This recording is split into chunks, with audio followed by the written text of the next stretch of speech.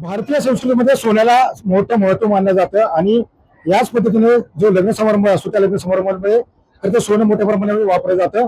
मात्र देशाचे पंतप्रधान नरेंद्र मोदी यांनी खरं तर 1 वर्ष पुढील काळामध्ये सोनं घेऊ नका असं आवाहन खरं तर केलेलं आहे. आपण सध्या आता विवाह समारंभ आलो आहेत, या ठिकाणी पाहतो की खरं तर हा हळदी समारंभ सुरू आहे आणि या ठिकाणी ज्या सर्व महिला आहेत त्या खरं तर मोठ्या प्रमाणात सोनं वापरत घालून या ठिकाणी उभे असलेले पाहायला मिळतं. काही महिला आपल्यासोबत आहेत. मला सांगा की खरं तर नरेंद्र मोदी यांनी आवाहन केलंय की पुढील 1 वर्षामध्ये सोनं खरेदी करू नका, काय सांगसाल? आपल्या समाजामध्ये परंपरेनुसार नेहमी सोने खरेदी केलीच जाते. तसं सोनं म्हटलं की परवडणारं नाहीच आहे आमच्यासारख्या सामान्य लोकांना, तर ते आपल्या लोकांच्या लक्षात येणारच नाही ते. पण त्यांनी सांगितलं की पुढील 1 वर्ष सोनं खरेदी करू नका, याच्याकडे कसं पाहतो तुम्ही? महिलांची आवड आहे ती, दागिन्यांनी भरले तर खुश राहतात ना. नक्की महिलांची आवड आहे. मला सांग, खरं तर आज तुमच्या घरामध्ये विवाह समारंभ आहे, सोनं खरेदी करू नका मोदींनी आवाहन केलंय, कसं पाहता?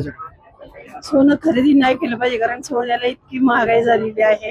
आता आपल्या लग्न समारंभात आपण जुनं सोनं म्हणून नवीन सोनं केलेलं, पण नवीन सोनं विकत नाही घेतलं. जे जुनं होतं त्याचं नव्याने केलेलं, पण नवीन सोनं घेण्याला न परवडणारी गोष्ट आहे. नवीन सोनं घेतलं नाही पाहिजे. मात्र एकंदरीत पाहिलं की विवाह समारंभ आहे आणि महिलांचा अलंकार म्हणून सोन्याकडे पाहिलं जातं. महिलांचा अलंकार म्हणजे सोन्यात सवस तर महिलांचं सोन्यातच जग आहे ना. महिलांना खरेदी नाही करू शकत तर काय करणार महिला? सोन्याशिवाय तर महिला नाहीच नाही करत. कारण ते करण्यात महत्वाचं आहे सोनं, पण जेवढा की सोन्याला भाव जास्त आहे तो कमी झाला पाहिजे, एवढं महत्वाचं. सोन्याला भाव जास्त आहे तो कुठेतरी कमी झाला पाहिजे. आपल्यासोबत वधूराणी सुद्धा आहे, त्याच्याशी आपण चर्चा करणार आहोत. खरं तर सोनं खरेदी करू नका असं कुठेतरी म्हणलं जातं. मोदी म्हणजे 1 वर्ष सोनं खरेदी करू नका, कसं पाहतं? सोनं वापरलं आता सध्या लग्न सराईत सोनं वापरलंच जातं, ऑप्शनच नाहीये. नक्की सोनं वापरत आहे. खरं तर नरेंद्र मोदींनी आवाहन केलं होतं की 1 वर्षभर सोनं खरेदी करू नका, कसं पाहतायचं? कसं पाहतायचं? सोनं खरेदी करू नका, सोनं खरेदी केलं पाहिजे का नाही केलं पाहिजे? तोच एक उपाय नाही खरं तर अर्थव्यवस्थेवर हे करण्याचा. अजूनही बरेच उपाय आहेत, जीएसटी वगैरे, बट सोनं सोडून दुसरा काय उपाय काय वाटतं? बरोबर आहे, एकंदरीत सोनं सोडून दुसरे पर्याय आहे. ताई मला सांगा कशा प्रकारे सध्या मोदींनी सांगितलं की सोनं खरेदी करू नका, कसं पाहतायचं? म्हणजे महागाई बद्दल थोडं स्वस्त जरी करावं ना, सोनं घ्यायचं नाही तर मग उपयोग काय? सोनं महागाई वाढलेलं आहे. मात्र तुम्ही पाहिलं की खरं तर नरेंद्र मोदींनी आवाहन केलंय की 1 वर्षभर पुढचं सोनं खरेदी करू नका, कसं पाहतायचं?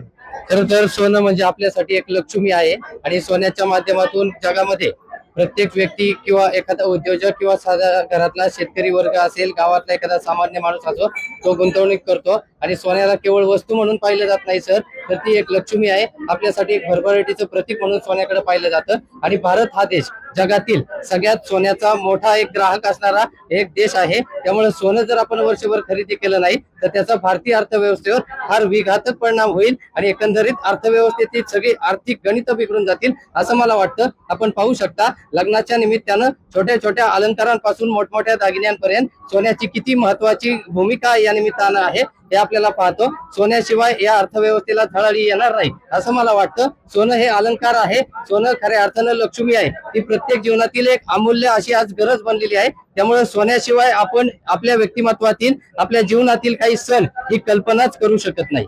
नक्की ज्या पद्धतीने पाहिलं की खरं तर सोनं हे महत्वाचं की संस्कृती हे महत्वाचं हे पाहणं तितकंच महत्वाचं असणार आहे. मात्र एकंदरीत पाहतो की सध्या विवाह समारंभ सुरू आहे आणि या विवाहामध्ये महिलांच्या अंगावरती जे शृंगार आहेत, जे दागिने आहेत ते आपण एकंदरीत पाहतो. मात्र पुढील काळामध्ये मोदींनी जे आवाहन केलं त्या आव्हानाला नागरिक किती प्रमाणात प्रतिसाद देतात हे पाहणं तितकंच महत्वाचं असणार आहे. तर अभिषेक स्वामी सुंदरे, TV9 मराठी, खेड, पुणे.